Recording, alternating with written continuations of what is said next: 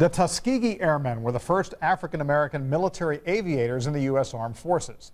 They fought for their country during World War II and against racism at the same time. Douglas Bembry from Indianapolis was a member of this revered group. Tonight, and only in Indiana, Kevin Rader and our photographer John Whalen share his story in the Stuff of Legend. That's it, baby. That's the best fighter plane we had.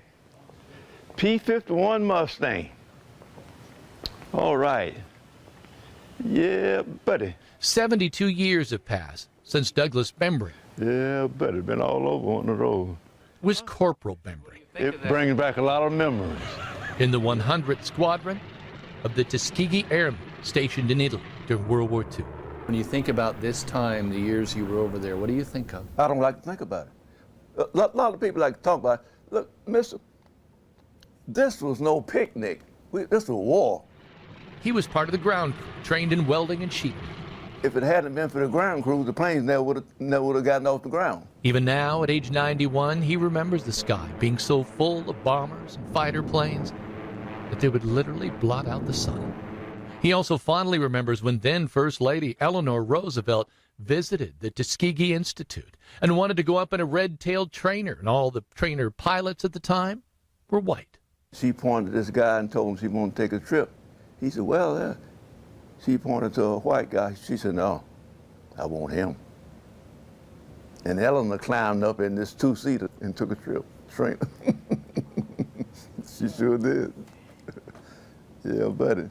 He has all the medals, and as a member of the Tuskegee Airmen was recognized by President George W. Bush.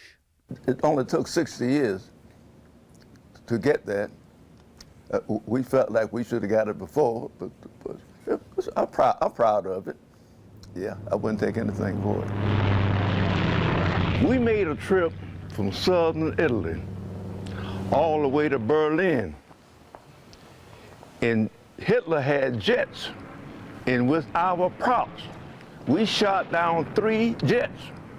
And we didn't lose a fighter plane and didn't lose a bomber. It's still a point of pride, but there is also a point of prejudice. When we were over in Italy, and everybody was shooting at each other, the Germans and the Italians and everybody shooting, everybody was like brothers. But as soon as we were coming back, and we looked up and saw that Statue of Liberty, I was black again. Some of his friends re-upped upon return. Corporal Douglas Bembry, would you like to re-up? I said, sir, give me bus fare to Atlanta, Georgia. I'm gone.